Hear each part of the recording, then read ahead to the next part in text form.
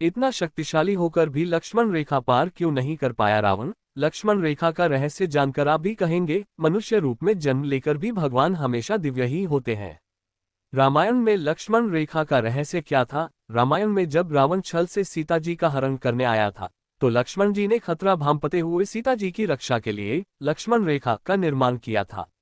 लक्ष्मण जी ने मनुष्य रूप में जन्म लेकर भी अपने ज्ञान, तप, भक्ति और प्रेम से इतनी सिद्धियां प्राप्त कर ली थी कि उनके अंदर एक अद्भुत ऊर्जा का संचार हुआ, जिससे उन्होंने एक अद्भुत रेखा की रचना की।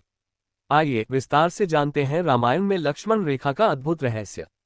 दशहरा केवल राम और रावण के युद्ध की कहानी नहीं है, बल्कि दशहरा न्याय, अन्याय और नीति सिद्धांतों की कहानी भी है। रामायण की कहानी से हमें कई सीख मिलती हैं। रामायण हमें बताती है कि आप कितने भी ज्ञानी क्यों न हो, लेकिन अगर आप अन्याय करते हैं और अंधकार से भर जाते हैं तो विनाश होना निश्चित है। रामायण की कथा के अनुसार रावण ने केवल छल से सीता का अपहरण ही नहीं किया था, बल्कि सीता जी की अच्छाई और उनकी सरलता का लाभ भी उठाया था। एक तरफ सीता जी ने एक गरीब भूखे ब्राह्मण के वेश में आए रावण की मदद के लिए लक्ष्मण रेखा पार करके अपना वचन तक तोड़ दिया, वहीं दूसरी तरफ रावण ने किसी की दया, सरलता और मनुष्यता का लाभ उठाया, जिसका दंड रावण को अंत में मिला। कई बार मन में सवाल आता है कि रावण इतना शक्तिशाली था तो लक्ष्मण रेखा पार क्यों नहीं कर पाया। आइए रामायण कथा में जानते हैं इसकी वजह और लक्ष्मण रेखा का रहस्य। रावण ने सीता जी का अपहरण करने के लिए अपने मामा मारीच की सहायता ली थी। मारीच को अपना रूप बदलने की कला आती थी।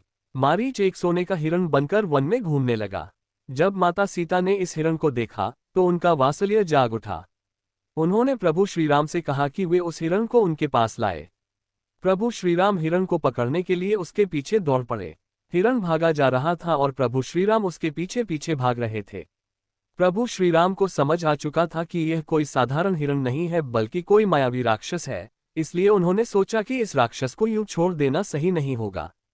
प्रभु श्रीराम इस राक्षस की माया का अंत करने के लिए उसके पीछे दौड़ते रहे। आखिरकार प्रभु श्रीराम का तीर मारीच को लग गया। जब मारीच को तीर लगा तो मारीच अपने असली रूप में आ गया, लेकिन अपने असली रूप में आकर भी मारीच ने प्रभु श्रीराम की आवाज में सहायता मानकर छल किया। जब यह आवाज देवी सीता और लक्ष्मण जी की कानों में पहुंची तो सीता जी बहुत डर गईं। लक्ष्मण जी समझ गए थे कि यह कोई माया है, पर सीता जी नहीं मानी। लक्ष्मण जी ने सीता जी को समझाने की कोशिश की, लेकिन सीता जी अपने फैसले पर अटल रहीं।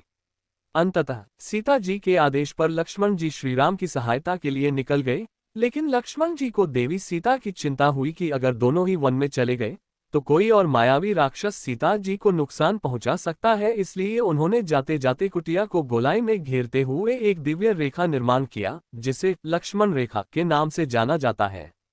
लक्ष्मण जी ने वनवास के दौरान ब्रह्मचर्य का पालन किया और प्रतिदिन भक्ति, योग और साधना किया करते थे, जिनसे उनके भीतर एक अद्भुत ऊर्जा का संचार हुआ। लक्ष्मण जी ने अपनी इसी योग और साधना की शक्ति से लक्ष्मण रेखा बनाई थी। लक्ष्मण रेखा के निर्माण में ऐसे दिव्य मंत्रों का उच्चारण किया गया था जिसका ज्ञान कई ज्ञानियों तक को नहीं था, इसलिए लक्ष्मण जी की ऊर्जा और ब्रह्मांड की ऊर्जा के समावेश से बनाई गई रेखा बहुत ही अद्भुत थी।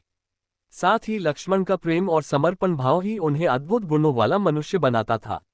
इस रेखा को केवल सीता जी ही पार कर सकती थी, क्योंकि वनवास के दौरान श्रीराम और सीता जी ने भी इन्हीं नियमों का पालन किया था। रावण को महाज्ञानी माना जाता है, लेकिन उसके अहंकार, अन्याय और असहायों के शोषण करने की प्रवृत्ति ने उसके प्रताप को कम कर दिया था। इसके साथ ही रावण स्त्रियों का सम्मान नहीं करता था और अपनी पत्नी होते हुए पराई स्त्रियों के साथ संबंध रखता था, इसलिए उसके अंदर समाहित ऊर्जा नकारात्मक होती जा रही थी, जिस कारण से लक्ष्मण रेखा को पार करने की शक्ति रावण में नहीं थी।